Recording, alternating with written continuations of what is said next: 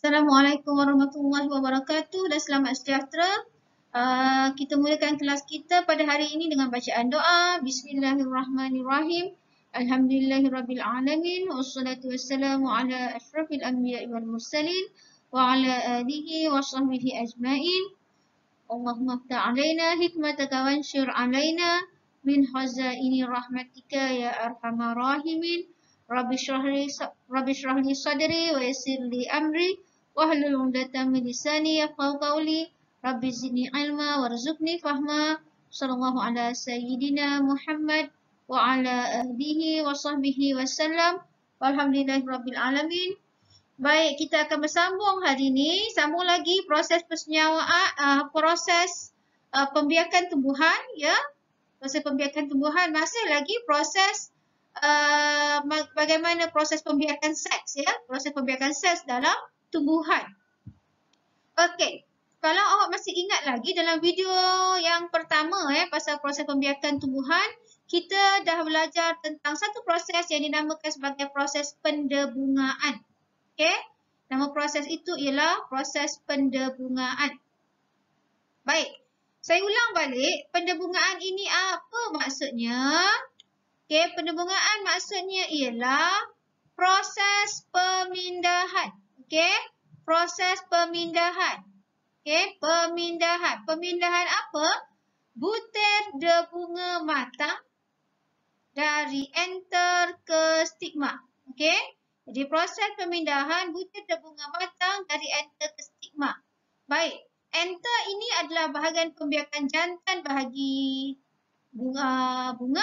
Stigma adalah bahagian pembiakan betina, ya, untuk tumbuhan. Okey.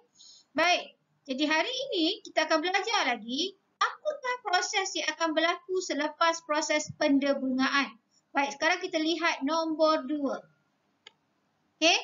Selepas pendebungaan, apakah proses yang akan berlaku? Nama prosesnya ialah proses persenyawaan. Okey. Sama macam manusia juga ada persenyawaan. Okey. Jadi sekarang ini persenyawaan bagi tumbuhan, apakah maksudnya? Apa yang berlaku? Baik. Proses persenyawaan bagi tumbuhan yang berlaku ialah gamet jantan yang dibawa oleh debunga ataupun butir debunga. Maknanya gamet jantan duduk di dalam butir debunga. Okey, jadi gamet jantan dalam butir debunga akan bercantum dengan gamet betina. Di mana letaknya gamet betina? Di dalam ovul. Okey, jadi kalau awak masih ingat lagi gambar rajah yang saya ajar dalam video yang pertama, dalam enter ada butir debunga. Okey, jadi dalam butir debunga itu ada gamet jantan. Okey, jadi kemudian enter itu butir debunga daripada enter akan dipindahkan ke stigma. Okey, kemudian dia akan berjumpa dengan gamet betina yang terletak di dalam ovul. Okey, itulah prosesnya. Baik. Kita sambung. Okey, kita sambung. Okey, tengok kat sini saya dah tulis maksud proses persenyawaan sekali lagi, ya. Saya ulang sekali lagi supaya awak ingat. Baik, proses persenyawaan berlaku apabila gamet jantan yang dibawa oleh butir debunga bercantum dengan gamet betina dalam ovul. Baik. Jadi sekarang ini gamet jantan dibawa oleh butir debunga akan bercantum dengan gamet betina yang berada di dalam ovul. Okey. Sekarang tengok kita akan bermula dengan nombor 1. Okey. Butir debunga, dia kata butir debunga jatuh ke atas stigma. Okey, butir debunga jatuh ke atas stigma. Jadi bila butir debunga jatuh ke atas stigma, nama proses ini ialah proses pendebungaan. Okey, ini pendebungaan belum lagi persenyawaan. Pendebungaan. Baik. Sekarang stigma yang mana satu? Okey, stigma yang mana satu? Ni. Yang saya bulat nombor 1, gambar rajah nombor 1 ni, yang atas ni, itulah dia stigma. Okey. Kemudian awak nampak ada 2 kuning. Okey, 2 bulat kuning ni. Jadi 2 bulat kuning ini ialah butir debunga. Okey. Sekarang saya nak padam balik 2 bulat kuning tu sebab nanti saya nak terang. Okey, saya padam balik Alright. Sekarang kita nak sambung. Okay, sekarang nombor 2. Okey, tengok nombor 2. Nombor 2, penerangan dia apa? Tiup debunga. Okey, dia kata tiup debunga tumbuh ke arah ovari membawa gamet jantan. Okey, sekarang ni awak mesti dah terfikir pula. Tadi cikgu kata butir debunga yang nombor 1 ni saya guna ayat butir debunga. Kenapa tiba-tiba kita guna perkataan tiup debunga pula? Dari mana datang perkataan tiup debunga? Tiup debunga ni apa? Apa beza tiup debunga dengan butir debunga? Okay, sekarang saya ulang balik. Tengok Waktu dia, okey, awak tengok gambar rajah nombor 1 ni gambar rajah nombor 1. Ni gambar rajah nombor 1. Tengok sini. Okey, tengok gambar rajah nombor 1 saya nak terang ni. Okey. Sekarang tengok bulat yang kuning yang saya bulatkan ni. Bulat yang kuning ini namanya butir debunga. Okey. Ini namanya apa? Butir debunga. Okey. Jadi butir debunga ini jatuh di atas stigma. Okey. Jadi bulat kuning ini butir debunga. Okey. Sekarang awak tengok sebelah dia ada satu lagi butir debunga tapi dah jadi panjang. Nampak tak ada ekor kat bawah ni? Okey. Dia dah panjang. Okey. Jadi bila butir debunga dah jadi panjang, nama dia bukan lagi butir debunga. Okey? Jadi butir debunga yang dah panjang, namanya ialah tiup debunga. Okey? Jadi yang bulat ini butir debunga, yang panjang ada ekor ni saya warnakan warna merah ekor dia ni. Okey? Yang ada ekor ni itulah tiup debunga. Okey? Jadi butir debunga apabila jatuh ke atas stigma, dia akan memanjang menjadi tiup debunga. Okey, jelas Jadi butir debunga asalnya bulat, jatuh ke atas stigma tadi. Bila jatuh atas stigma, dia akan mula memanjang jadi ekor. Bila ada ekor itu namanya sekarang tiup debunga.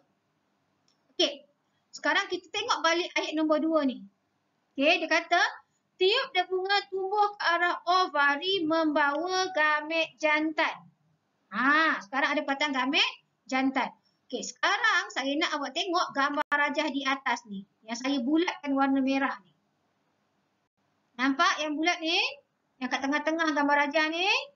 Yang saya bulatkan merah. Ini dia. Okey, ini apa dia? Inilah dia. Okey, yang saya akan bagi. Ini adalah butir debunga yang dah jadi panjang tadi. Okey, yang atas ni butir debunga. Yang ada ekor ni namanya tiup debunga. Ni. Nampak? Okey? So, bila ada ekor namanya tiup debunga. Okey.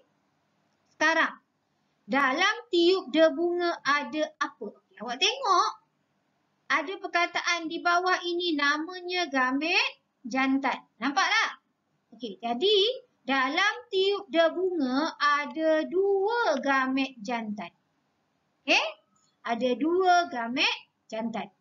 Okay, sekarang kita nak tengok pula gambar rajah yang di tengah-tengah. Okay, tengok saya bulatkan gambar rajah ni. Nampak ni yang bulat saya bulatkan ni? Okey, sekarang kita nak fokus kat sini. Okey, sekarang kita nak fokus kepada gambar rajah sini. Awak tengok sini Baik, sekarang tengok kat sini atas bulat ni namanya butir debunga. Okey? Atas tu namanya butir debunga. Okey, yang panjang ini namanya tiup debunga. Baik, tiup debunga ini dia akan makin panjang sampai ke ovule. Okey, dia akan bergerak sampai ke ovule. Dia akan makin panjang Dia makin panjang sampailah ke ovule. Okey, sekarang kita tengok nombor 3. Okey, tengok nombor 3. Tadi saya kata tiup dia bunga tu makin panjang sampai ke ovule. Okey, sekarang nombor 3, apa yang berlaku? Selepas tiup dia bunga menembusi ovule, gamet jantan bercantum dengan gamet betina. Okey? Jadi bila gamet jantan sudah berjantum dengan gamet betina, inilah yang dinamakan sebagai proses persenyawaan. Okey? Jadi berlakulah di sini. Okey? Berlaku di sini. Okey? Jadi ovule. Okey? Dalam ovule ada gamet betina. Kemudian berjumpa dengan gamet jantan yang dibawa oleh tiup de bunga, maka berlakulah proses persenyawaan di sini. Okey, sekarang kita sambung. Selepas persenyawaan. Okey, selepas persenyawaan, apa yang berlaku? Baik, tadi kita cerita pasal proses persenyawaan kan? Sekarang kita tengok apa yang berlaku selepas persenyawaan. Okey, ovule, ovule yang tadi yang kita sebut tadi, dia akan menjadi biji benih. Okey? Ovari pula jadi apa? Ovari pula akan berkembang menjadi buah. Jadi katakanlah awak makan buah rambutan. Okey, awak makan buah rambutan. Jadi buah rambutan itu adalah bahagian ovari. Okey? Biji buah rambutan yang awak buang itu adalah daripada ovule. Okey? Alright, kita sambung lagi. Baik, biji benih terdiri daripada apa? Embrio yang dilapisi kulit biji atau testa. Baik, embrio tumbuhan dengan embrio manusia tidak sama. Okey, jangan ingat sama pula nanti. Jangan lain Okey, seterusnya titik yang ketiga. Apa terjadi kepada bahagian-bahagian bunga lain? Kita ada sepal, kan kita ada ranggi, kita ada stil, apa. Jadi yang lain-lain tu apa jadi? Okey, bahagian-bahagian bunga lain akan layu dan gugur. Okey. Titik keempat pula, biji benih. Okey, tadi kita sebut pasal biji benih. Okey, ovule menjadi biji benih kan? Okey. Sekarang, biji benih ada berapa jenis? Okay, biji benih ada 2 jenis. Okey, biji benih yang pertama dipanggil monocotyledon. Okey, itu sejenis yang pertama. Yang kedua, dicotyledon. Baik, apa beza antara biji benih monocotyledon dengan dicotyledon? Kita tengok lepas ni. Baik, kita sambung. Okey. Tadi kita kata biji benih ada 2 Yang pertama dicotyledon, yang kedua monocotyledon. Okey. Sekarang kita tengok Raja 4.32 yang ni Raja 4.32. Ini adalah contoh biji benih dicotyledon. Okey, dia kasih kat sini contohnya ialah kacang hijau. Okey. Kacang hijau ialah dicotyledon. Okey.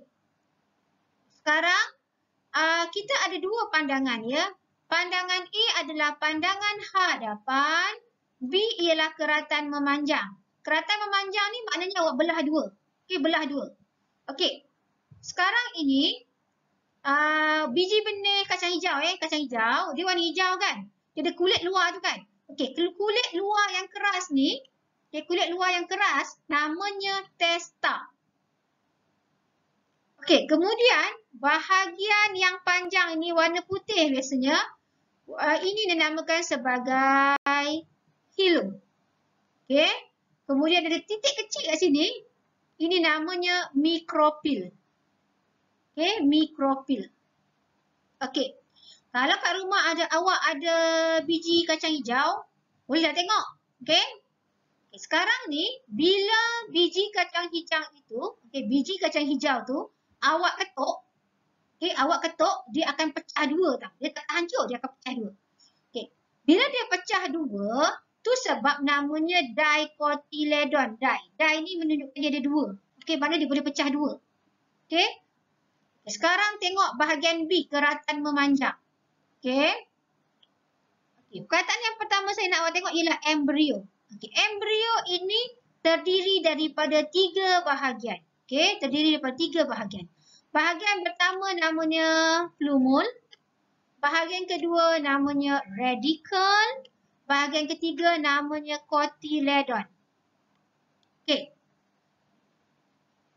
Kemudian kita samalah tadi kulit luar namanya ialah testa. Alright. So ingat embrio ada 3 bahagian.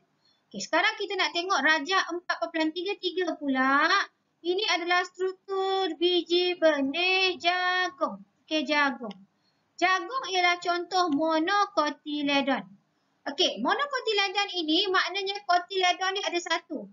Okey, dicotyledon maknanya cotyledon dia ada 2. Okey. Kalau monocotyledon, awak ambil dia punya biji tu, biji benih tu, awak ketuk, dia tak akan pecah 2 tapi dia akan hancur sebab dia mono, dia satu. Okey, mono tu maksudnya satu. Okey. Jadi dia tak boleh dipecahkan. Okey, kalau awak ketuk dia pecah, dia hancur. Okey, tu mono Dia tak akan terbelah 2. Okey. Sekarang tengok pandangan hadapan. Okay, pandangan hadapan. Okey, kulit luar dia dipanggil kulit biji. Kemudian bawah ni, bahagian bawah, ini adalah radikel. Okey. Okey, tengok pula keratan memanjang.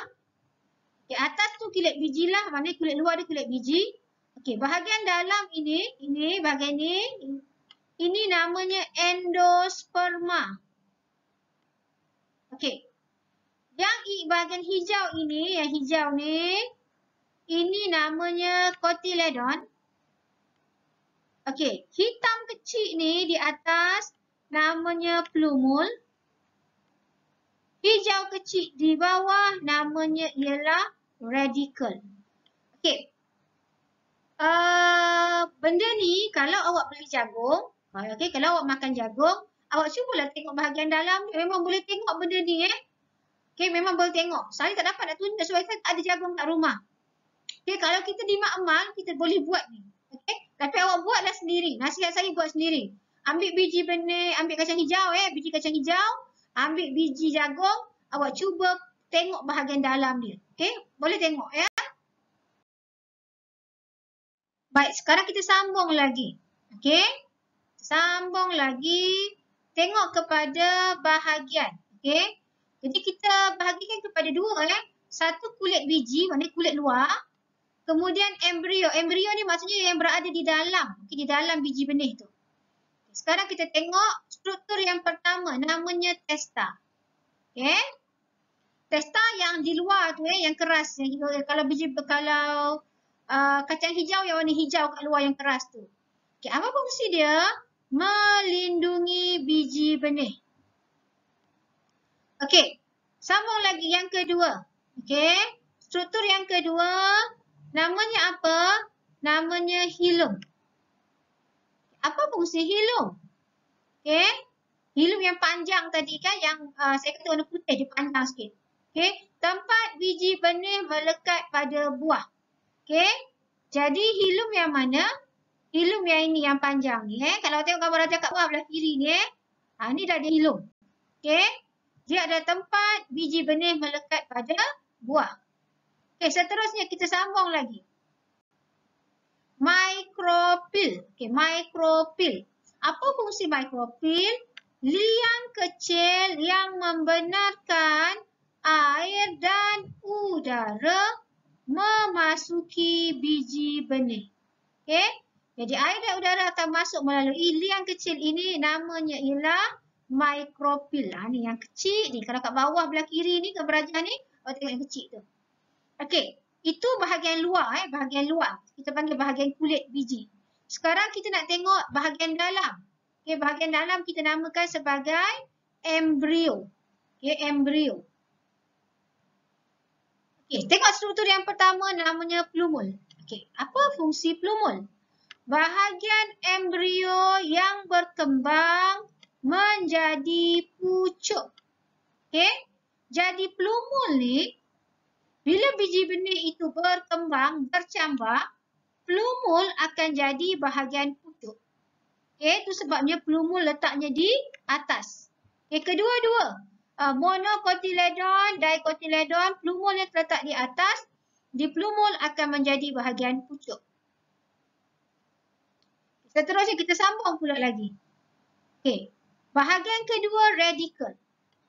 Radikel ialah bahagian embrio yang akan berkembang menjadi akar. Okey, radikel akan jadi akar. Okay, jadi, bila akar duduknya di atas ke di bawah? Radikal akar akan jadi bawah. Okay. So, bawah ini adalah radikal. Letak di bawah. Plumul di atas. Sama juga untuk monocotyledon punya gambar raja. Okay, tengok radikal berada di bawah. Okay. Untuk kedua-dua gambar raja. Okay. Okay, seterusnya. Bahagian seterusnya apa? Cotyledon ataupun endosperma. Okay. Cotyledon ataupun endosperma. Apa fungsi dia? Menyimpan dan membekalkan makanan untuk percambahan biji benih. Okey? Jadi cotyledon ataupun endosperma berfungsi untuk membekalkan makanan untuk percambahan biji benih. Jadi awak tengok gambar raja di bawah. Okey, gambar raja di bawah. Cotyledon. Okey, yang inilah bahagian putih ni. Ini cotyledon. Kemudian di sini untuk yang belah kanan ni pula kita ada cotyledon dan endosperma. Yang inilah. Okey, sampai ni. Alright. Okey. Sekarang awak nampak di sini untuk bahagian cotyledon endosperma fungsi dia menyimpan dan membekalkan makanan untuk percambahan biji benih. Okey, saya gunakan perkataan percambahan ini. Lepas ini kita akan tengok macam mana proses percambahan berlaku. Baik, sekarang kita sambung bagaimana proses percambahan biji benih berlaku. Okey, apa yang berlaku semasa proses percambahan? Mula-mula sekali apa yang berlaku? Okey, semasa percambahan, testa pecah. Itu yang pertama, testa akan pecah. Selepas testa pecah, radikal mula muncul dan tumbuh ke bawah membentuk akar. Okey, itu yang pertama. Mula-mula testa pecah, kemudian radikal muncul, radikal tumbuh ke bawah menjadi akar. Okey, seterusnya, apa yang terjadi seterusnya? Plumul. Okey, seterusnya plumul pula akan tumbuh ke atas. Menjadi apa? Plumul menjadi pucuk. Baik, macam mana nak ingat? Plumul P menjadi pucuk. Okey, plumul P jadi pucuk. Radikal, okey, radikal R dia akan jadi akar. Akar dalam bahasa Inggeris apa? Root. R-O-O-T. Root, akar, root. Okey. Jadi, radikal R, root pun R. Okey, jadi ingatlah plumul pucuk P, radikal R, root. Okey. Kita sambung lagi. Plumul tumbuh ke atas menjadi pucuk. Apa jadi pada cotyledon? Cotyledon tumbuh keluar dari tanah. Okey? Okey, sekarang ni kalau cotyledon tumbuh keluar dari tanah, percambahan itu dipanggil sebagai percambahan epigial. Okey? Percambahan epigial. Okey? Cotyledon tumbuh keluar daripada tanah. Keluar dari tanah, ini namanya percambahan epigial. Nanti kita akan cerita lagi, jangan risau. Okey, seterusnya. Terdapat juga cotyledon yang tetap berada di dalam tanah sepanjang proses percambahan. Okey? Kalau dia kekal di dalam tanah semasa percambahan, namanya apa? Percambahan ini dikenali sebagai percambahan hypogial. Okey, hypogial. Jadi hypogial, dia akan kekal di dalam tanah. Okey? Keluar epigial. Kekal di dalam tanah, tetap di dalam tanah, itu namanya hypogial. Baik, sekarang kita sambung. Okey, tadi saya kata saya akan terang semula kan. Okey.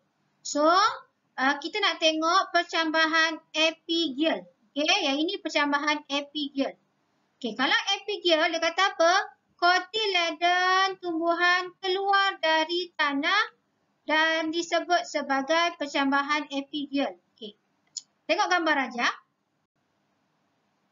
Ni cotyledon kan? Ni cotyledon, ni cotyledon ni. Cotyledon, okey. So, cotyledon kalau dia keluar, nampak ni kat sini. Ini yang pertama. Ini yang kedua. Yang ketiga masih dalam tanah. Yang keempat dia mula keluar. Nampak cotyledon mula keluar. Yang kelima dah keluar ke atas. Yang keenam memang kat luar juga. Okey, sekarang. Bila percambahan ini, cotyledon tu keluar dari tanah. Keluar dari tanah. Okey, ini dipanggil sebagai epigel. Okey, itu maksudnya.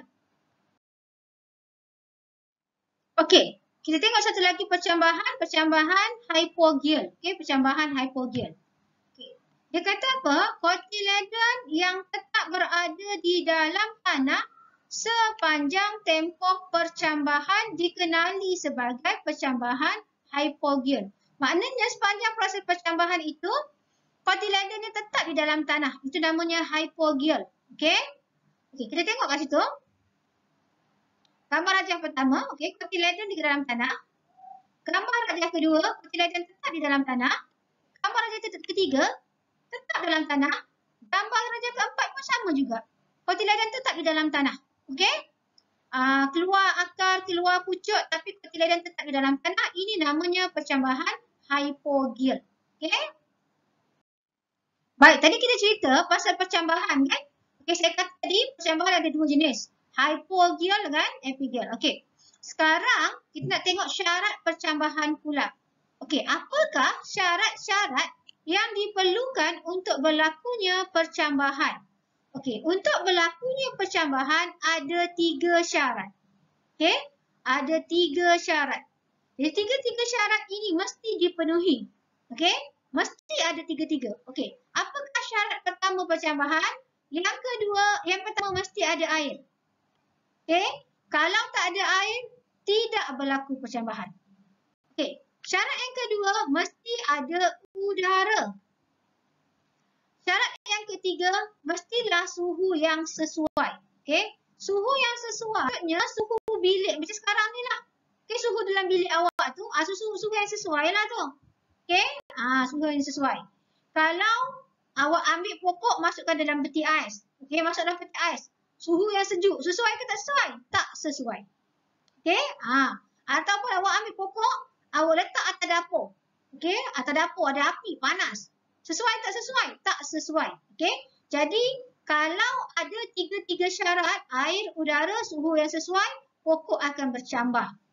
Okey, kalau salah satu syarat tidak dipenuhi, maka tidak akan berlaku percambahan. Okey, sekarang saya nak awak tengok yang di bawah ini. Ini paling penting. Cahaya matahari. Tengok cahaya matahari. Bukan. Bukan syarat percambahan biji benih. Okey, maknanya kalau cahaya matahari tiada, biji benih tetap bercambah. Kalau cahaya matahari ada pun, biji benih tetap akan bercambah. Jadi cahaya matahari tidak akan mempengaruhi percambahan langsung. Okey, cahaya matahari tidak akan mempengaruhi percambahan langsung. Okey? Baik, kita sambung. Apakah peringkat percambahan biji benih? Okey, apakah peringkat percambahan biji benih? Okey, sekarang bila ada ketiga-tiga syarat, ada air, ada udara, ada suhu yang sesuai, maka berlakulah percambahan biji benih. Okey, kita tengok sekarang gambar yang pertama. Okey, gambar yang pertama. Ini sebelum percambahan. Okey, maknanya sebelum awak bekalkan ketiga-tiga syarat tu lah Maknanya sebelum ketiga-tiga syarat ada. Okey, saya nak awak tengok bahagian putih ni. Okey, bahagian putih ni. Itulah dia bahagian yang saya kata putih tadi hilum tadi. Okey, sekarang selepas awak berikan ketiga-tiga syarat, ada air, ada udara, ada suhu yang sesuai. Okey, akan berlakulah yang ini gambar rajah kedua hari pertama. Okey, apa yang berlaku pada hari yang pertama? Mula-mula testa akan pecah. Okey, testa akan pecah. Yang mana satu testa pecah? Awak tengok gambar yang atas ni, yang saya bulatkan warna biru ni. Inilah dia testa pecah. Awak nampak tu testa dah pecah. Okey. Yang kedua, radikal tumbuh keluar. Okey, radikal tumbuh keluar. Mana radikal tumbuh keluar? Ni awak nampak dia kecil, dia putih kecil ni. Kat sini pun ada sebenarnya ni. Radikal tumbuh keluar. Nampak tak? Okey, itulah dia. Radikal dah keluar. Okey. Itu hari pertama selepas awak letakkan awak bekalkan ketiga-tiga syarat percambahan. Okey, tengok hari kedua. Apa berlaku pada hari kedua? Radikal tumbuh ke bawah. Okey. Maknanya radikal akan tumbuh semakin panjang ke bawah. Inilah dia. Makin panjang. Okey, radikal akan menjadi akar. Akar. Okey, tengok gambar rajah ketiga, hari ketiga. Apa jadi pada hari ketiga? Okey, di hari ketiga, kotiledon ditolak naik ke atas. Okey, jadi bila kotiledon ditolak naik atas, hypogeal ke apa? Tengok balik siapa yang tak pasti. Okey, tengok balik. Percambahan apa ni bila radikal ditolak naik, bila kotiledon ditolak naik ke atas? Okey, awak tengok balik Okey, jadi awak tengoklah ni, gambar rajah ni, kotiledon dah naik ke atas. Plumule dah keluar, ni plumule awak tengok radikal semakin panjang. Okey. Sekarang kita tengok pula gambar hari keempat. Hari keempat apa berlaku? Plumule tumbuh keluar dari kotiledon. Maknanya plumule tu semakin panjang keluar. Okey. Tadi awak nampak plumule sikit je kan kat hari ketiga tu. Hari keempat dia awak nampak plumule dia dah keluar macam ni. Okey. Radikal pun dah makin panjang lagi. Okey. Dan kotiledon, kalau awak nampak kotiledon ni dah semakin kecil. Sekarang kita tengok hari yang kelima. Okey, hari yang kelima. Okey, tengok dia kata apa? Pada hari kelima, batangnya semakin panjang dan plumule membentuk daun hijau. Kotiledon semakin mengecut dan akhirnya digugurkan. Okey. Sekarang kita tengok. Kotiledon dah kecut dan digugurkan. Akar makin panjang. Plumule dah berubah menjadi daun hijau. Okey, sekarang. Apabila plumule berubah menjadi daun hijau, maknanya plumule dah boleh, daun hijau sudah boleh melakukan proses fotosintesis. Itu sebabnya kotiledon digugurkan. Sebab kotiledon ini fungsinya membekalkan makanan kan. Jadi bila daun hijau dah ada, dah boleh lakukan proses fotosintesis, perlu lagi tak bekalan makanan daripada kotiledon? Tak perlu. Okey, itu sebab kotiledon digugurkan. Okey. Baik, gambar rajah yang saya terangkan dalam slide tadi, yang sebelum ni, yang itu awak sebenarnya akan lukis nanti Okey. Sekarang kita tengok eksperimen wajib Ini adalah eksperimen wajib daripada buku teks. Okey, buku teks muka surat berapa? Muka surat 129, 130. Dan buku SPS muka surat 185, muka surat 186. Eksperimen wajib ini awak kena buat. Okey. Jadi eksperimen wajib ini sebenarnya menerangkan tentang percambahan yang kita cerita tadi. Okey, dalam slide yang sebelum ini. Okey. Kita kata, okey, tadi saya dah terang awak, untuk berlakunya percambahan kita perlukan 3 syarat. Yang pertama mesti ada air, awak tengok kat jadual Yang pertama ada air. Yang kedua mesti ada udara. Yang ketiga mesti ada suhu yang sesuai. Okey, bila ada ketiga-tiga syarat, barulah percambahan biji benih boleh dilakukan. Okey. Baik, kita tengok kepada gambar rajah yang pertama A. Okey, gambar rajah yang pertama A. Okey. Dalam gambar rajah A itu, sebelum saya cerita pasal gambar rajah, saya nak cerita pasal maklumat penting dululah. Okay, awak tengok belah kanan ni, ada saya tulis kat sini maklumat penting. Okey, apakah yang ada dalam maklumat penting? Tengok nombor 1. Kertas hitam. Okey, kalau awak tengok, semua radas eksperimen A, B, C, D, semuanya di bahagian luar ada kertas hitam. Okey, tengok ada kertas hitam Ada kertas hitam. Baik, apa fungsi kertas hitam? Fungsinya adalah untuk menghalang cahaya matahari dari masuk. Baik, kenapa? Sebab kita nak buktikan kepada awak bahawa cahaya matahari tidak diperlukan untuk proses percambahan. Cahaya matahari tidak diperlukan untuk proses percambahan. Cahaya matahari hanya diperlukan untuk proses fotosintesis. Percambahan kita tak nak cahaya matahari, tak perlu. Ada ke tak ada, tidak mempengaruhi. Tengok yang kedua. Air didih. Air didih digunakan dalam eksperimen mana? Eksperimen C. Kalau tengok ada perkataan air didih kat sini. Air didih yang disejukkan. Eksperimen gambar rajah C ni, radas C, C. Ada air didih yang disejukkan. Baik, apa fungsi air didih yang disejukkan? Untuk memastikan di dalam air didih itu tiada udara. Jadi air, kalau kita didihkan dia, dalam air itu tiada udara. Tiada udara. Tengok yang ketiga. Yang ketiga. Maklumat penting ketiga, lapisan minyak masak. Apa fungsi lapisan minyak masak? Lapisan minyak masak dekat mana?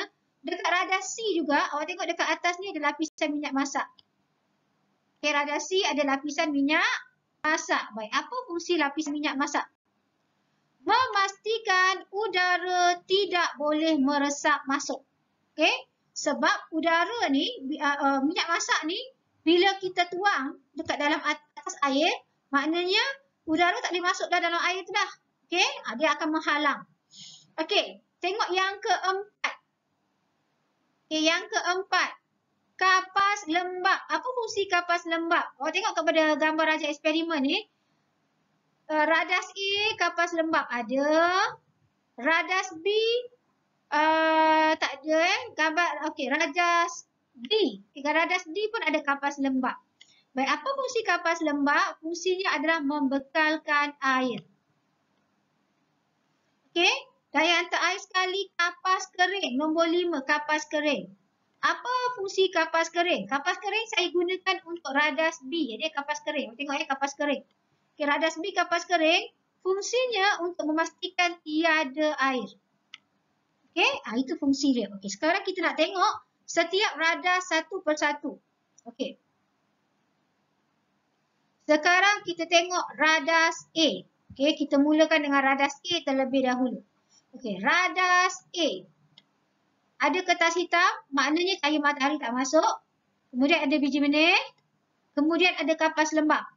Bila ada kapas lembap, maknanya ada air dibekalkan. Kemudian ada suhu bilik. Jadi untuk tabung didih A, radas A, ada kapas lembap, maknanya ada air. Tengok kepada jadual Ada kapas lembap, maknanya ada air. Kemudian, kalau awak tengok, radas A ini, dia punya mulut tabung uji. Mulut tabung uji kat atas ni, tabung uji punya mulut. Mulut dia terbuka, tidak tertutup ni. Mulut dia Mulut dia terbuka. Bila terbuka, maknanya ada bekalan udara. Udara boleh masuk. Kemudian radas A suhu bilik, maknanya suhu dia suhu yang sesuai. Maknanya sekarang ketiga-tiga syarat percambahan ada. Ada air, ada udara, ada suhu yang sesuai. Maknanya biji benih di dalam radas A akan bercambah. Sekarang kita tengok radas B pula. Radas B. Radas B. Radas B. Dia ada kapas kering. Bila kapas kering, maknanya tiada air. Awak tengok dekat jadual tu saya tulis air, saya pangkam. Maknanya tak ada air. Suhunya suhu bilik. Suhu bilik maknanya suhu dia suhu yang sesuai. Suhu yang sesuai. Kemudian, kalau awak tengok kepada mulut tabung uji terbuka. Mulut tabung uji terbuka. Bila terbuka, maknanya udara boleh masuk. Sekarang radas B dia tiada air sebab menggunakan kapas kering. Maknanya percambahan tidak berlaku, tidak bercambah. Tengok yang C pula. C pula. Yang C, Okay, yang C pula, apa yang ada pada C? Okay, C, dia ada kat situ, ada lapisan, dia ada air didih. Okay, air didih yang disejukkan. Ada air didih yang disejukkan, maknanya ada air. Kemudian ada lapisan minyak masak. Bila ada lapisan minyak masak, dia tutup. Dia akan tutup mulut tabung uji. Maknanya tiada udara yang akan masuk. Okey. Kemudian suhu bilik. Suhu bilik maknanya suhu dia sesuai. Okey. Okay. Oleh kerana tiada udara. Okay. Oleh kerana tiada udara, maknanya salah satu syarat tiada, percambahan tidak akan berlaku. Okay, yang terakhir sekali. Okay, yang terakhir sekali kita tengok D. Yang terakhir sekali. Radas D. Yang pertama dia kata gunakan kapas lembap. Okay, kapas lembap maknanya ada air. Kemudian awak tengok mulut tabung uji. Okay, mulut tabung uji terbuka. Okay, mulut tabung uji terbuka. Bila mulut tabung uji terbuka, bermaksud udara boleh masuk. Okey, dia akan dapat udara. Tapi awak tengok di bawah ini dia kata D ini suhunya sejuk. Okey, suhunya sejuk. Mungkin disimpan di dalam peti sejuk. Okey. Jadi suhu tidak sesuai. Okey. Jadi bila suhu tidak sesuai, apa berlaku? Tidak akan bercambah. Okey. Tidak akan berlaku percambahan. Jadi tengok di bawah ni saya tulis, okey, di bawah ni saya kata, di bawah jadual tu saya tulis kat bawah ni, radas A dipanggil radas kawalan. Okay, kenapa radas A dipanggil radas kawalan? Kerana dia mempunyai semua syarat percambahan. Maknanya ketiga-tiga syarat percambahan ada, kita panggil dia sebagai radas kawalan. Baik, hari ni saya bagi awak kerja rumah. Okey, kerja rumah ni banyak sikit tapi saya bukan minta awak siapkan semuanya hari ini. Okey, tengok ya. Kerja rumah awak yang pertama ialah awak kena buat eksperimen wajib. Eksperimen wajib saya terang tadi. Buku teks muka surat 129, 130. SPS muka surat 185, 186. Baik. Eksperimen wajib ini saya nak awak hantar esok. Okay, esok sebelum 4:30 petang, siapkan, ambil gambar dan hantar kepada saya. Esok, eksperimen wajib esok. Baik, yang kedua. Buku SPS, muka surat 57, 58, 59. Okay, 59 ni awak perlu lukis tau. Lukis apa? Lukis gambar biji benih. Dari hari pertama hingga hari kelima yang saya terangkan tadi. Okey, dalam video saya terangkan tadi. Okey. Yang itu awak kena lukis. Okey, dan kemudian muka surat 60. Okey. Jadi yang nombor 2 ini awak hantar hari ini sebelum 4:30. Nombor 1 ini hantar esok sebelum 4:30. Jelas Baik, terima kasih semua. Kita akhiri kelas kita dengan bacaan doa. Bismillahirrahmanirrahim.